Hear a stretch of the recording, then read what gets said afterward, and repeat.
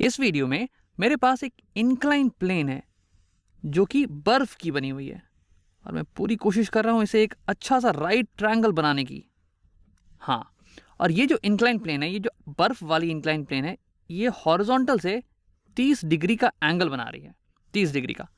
और इस incline plane पे जो कि बर्फ की बनी हुई है, बहुत ही शाइनी बर्फ की, इस पे रखा हुआ है एक ब्लॉक। और ये जो ब्लॉक है ये भी आइस की बनी हुई है। इस वीडियो में सब कुछ आइस की ही बनी हुई है। आप सोच रहे होंगे कि क्यों आइस की बनी हुई है। तो आइस की इसलिए ताकि इन दोनों सरफेस, ये जो ब्लॉक की सरफेस है और ये इंक्लाइन प्लेन की सरफेस है, इन दोनों के बीच में फ्रिक्शन जो है बिल्कुल ही कम हो, बिल्कुल ही नेग्लिजिबल हो। तो अब हमें ये पता लगाना है कि इस ब्लॉक के साथ होने क्या वाला है। क्या ये ब्लॉक मूव करेगी नीचे की तरफ या फिर ये वहीं की वहीं रहेगी। तो ये पता लगाने के लिए हम लोग इस ब्लॉक पे जितने भी फोर्सेस लग रहे हैं पहले उसके बारे में पता लगा लेंगे। तो देखो, ये जो पूरा सिस्टम है इस ब्लॉक का और इस इंक्लाइन प्लेन का, ये धरती के सरफेस के पास है। इनफैक्ट ये धरती के सरफेस पे ही रखा हुआ है। तो अगर ऐसी बात है तो धरती जो है इस ब्लॉक को नीचे खींचने वाली है ग्रेविटेशनल फोर्स के साथ। तो अब इसे बना लेते हैं। इस पर ग्रेविटी का फोर्स लग रहा होगा नीचे के डायरेक्शन में। और ये फोर्स की वैल्यू कितनी होगी? ये फोर्स की वैल्यू होती है मास इंटू जी, स्मॉल जी। और मास यहाँ पे मान लेते हैं कि इस ब्लॉक का मास दिया हुआ है m is equal to 10 kgs। और स्मॉल जी की वैल्यू तो तुम्हें पता ही है, वो होती है 9.8 मीटर पर सेकेंड स्क्वायर। तो यहाँ पे फोर्स ऑफ ग्रेविटी की वैल्यू हो जाएगी 9.8 इंटू 10, वो होता है 98 न्यूटन्स। तो एक बार फिर से हम लोग लिख लेते हैं अच्छे तरह से। जो फोर्स ऑफ ग्रेविटी होता है वो एक वेक्टर है पहली बात तो, और ये बराबर होता है मास इंटू जी के। मास है यहाँ पे 10 kgs और जी है यहाँ पे 9.8 मीटर पर सेकेंड स्क्वायर। और इसका जो डायरेक्शन है, क्योंकि ये वेक्टर है तो डायरेक्शन भी होना चाहिए, तो इसका डायरेक्शन है डाउनवर्ड डायरेक्शन। और यहाँ पे तुम मल्टीप्लाई करोगे तो तुम्हारे पास आएगा 98 न्यूटन्स, और यही हमने यहाँ पे लिखा हुआ है। तो अब मुझे एक अंदाज़ा हो रहा है कि ये जो ब्लॉक है ये इस सरफेस के अलोंग ही मोशन करने वाली है। इस सरफेस के ऊपर नीचे तो कूदेगी है नहीं, कोई भूत वूत है नहीं यहाँ पे। तो हम क्या करेंगे कि आसानी के लिए इस ग्रेविटी के फोर्स वेक्टर को दो कंपोनेंट्स में तोड़ लेंगे। एक कंपोनेंट जो कि सरफेस के अलोंग हो और एक कंपोनेंट जो कि सरफेस के परपेंडिकुलर हो, ताकि हमें कैलकुलेशन करने में आसानी हो। तो एक परपेंडिकुलर वाला जो कंपोनेंट है उसे हम ड्रॉ कर लेते हैं। जो सरफेस के परपेंडिकुलर का कंपोनेंट होगा वो कुछ इतना लंबा होगा, और ये perpendicular to this incline plane का सरफेस। और फिर जो दूसरा वेक्टर होगा जो कि पैरेलल होगा, पैरेलल कंपोनेंट भी हम बना लेते हैं। पैरेलल कंपोनेंट कुछ ऐसे आएगा, इतना लंबा।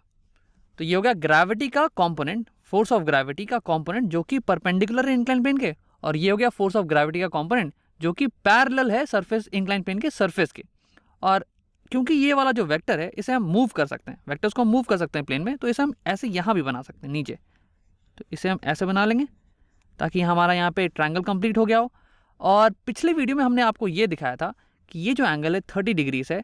तो अगर ऐसा है तो बेसिक ज्योमेट्री का यूज़ करके हमने ये दिखाया कि ये वाला जो एंगल है ना, ये भी 30 डिग्रीज ही आएगा, 30 डिग्रीज।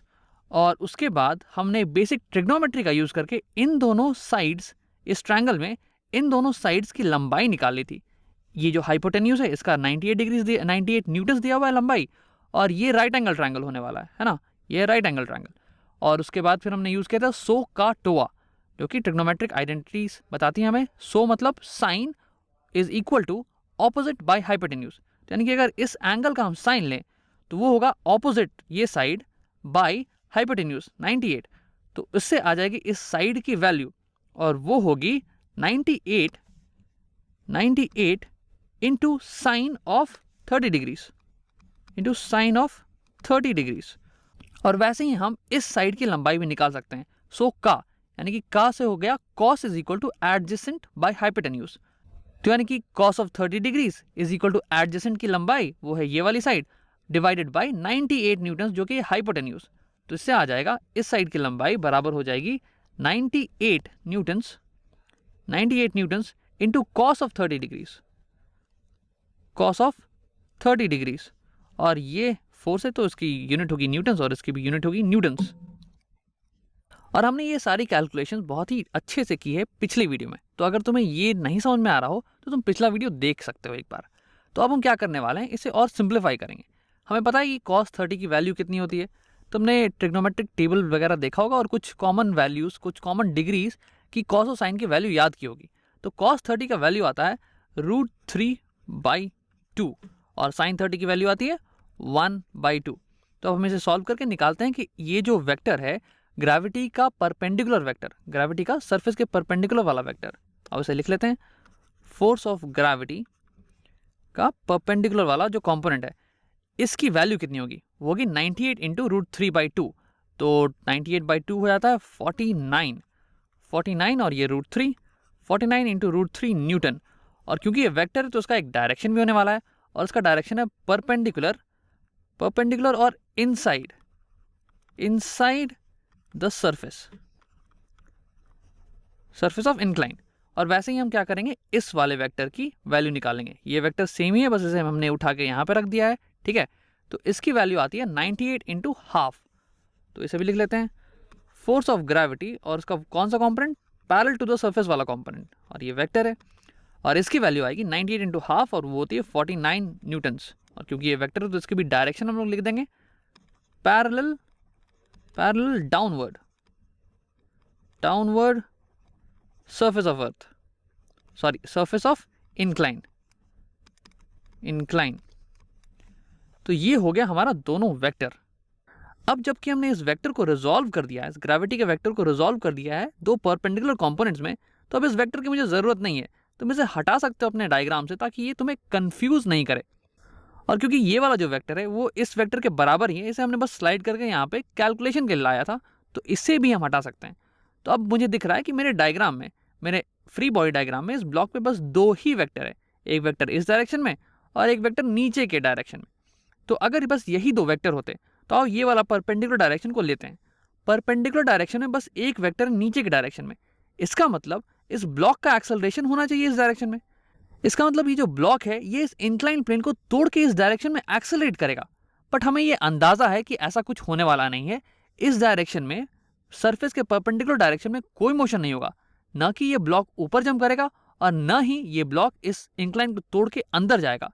तो अगर ऐसा है तो यहाँ पे नेट फोर्स इस डायरेक्शन में 0 होना चाहिए।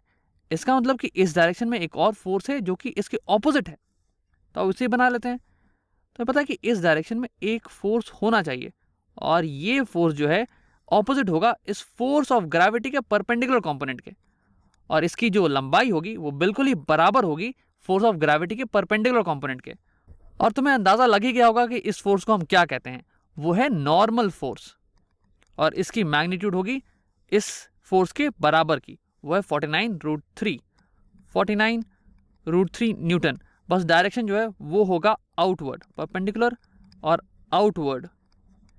तो सरफेस के परपेंडिकुलर डायरेक्शन में हमारे पास दो फोर्सेस थी, एक था ग्रेविटी का परपेंडिकुलर कंपोनेंट जो कि था 49√3 न्यूटन, और इसको काउंटरएक्ट करने के लिए हमारे पास था नॉर्मल फोर्स जो कि है 49√3 न्यूटन ऊपर के डायरेक्शन में।